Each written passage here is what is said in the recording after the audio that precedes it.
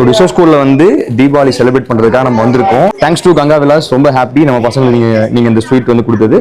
Thank you. வந்திருக்கிறது யார் தெரியுதா? யாரு? சதீஷ் அண்ணா. நம்ம கூட தொடர்ச்சியா நிறைய விஷயங்கள் ஷேர் பண்ணிட்டு, என்னுடைய தம்பிகள் இது என்னுடைய வீடு அப்படின்னு சொல்லிட்டு சதீஷ் சார் வந்து எப்பவுமே உங்களோட நிறைய விஷயங்களை ஷேர் பண்ணிகிட்டே இருப்பாங்க. இன்னைக்கு என்ன அப்படின்னா, கங்கா விலாஸ்ல இருந்து தித்திக்கும் தீபாவளியா நமக்கு முதல் ஸ்வீட்ஸ் கொடுத்துருக்காங்க. ரொம்ப நல்லா இருக்கு. சரியா, தீபாவளியா நம்ம கூட ஸ்வீட்டோட ஆரம்பிச்சிருக்காங்க. என்னுடைய தம்பிகளுக்கு ஸ்வீட் கொடுக்கணும் அப்படின்னு சொல்லிட்டு கூடிய ஒரு அருமையான ஸ்வீட்ஸ் இன்னைக்கு கொண்டு வந்து கொடுத்துருக்காங்க. தேங்க்யூ சார், உங்களுக்கு ரொம்ப சந்தோஷம். ஸோ இது வந்து ப்ரொமோஷன் மாதிரி போயிட வேணாம், ஜஸ்ட் வந்து தேங்க்யூ சார், எங்களுக்கு ரொம்ப ஹாப்பி தான்.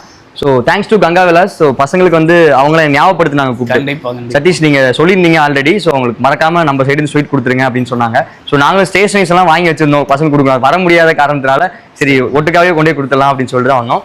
ஸோ தம்பி எல்லாமே நல்லா படிங்க, ஓகேவா? ஸோ சார் நல்லா சப்போர்ட் பண்ணிட்டு இருக்காங்க.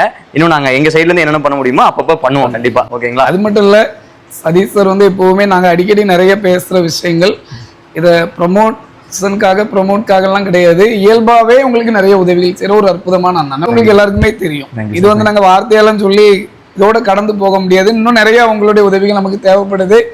நீங்களும் நிறைய இன்னும் என்ன பண்ணணும், நல்லா படித்த பெரிய நிலைக்கு வந்து என்ன பண்ணணும், நிறைய உதவிகள் செய்யணும்.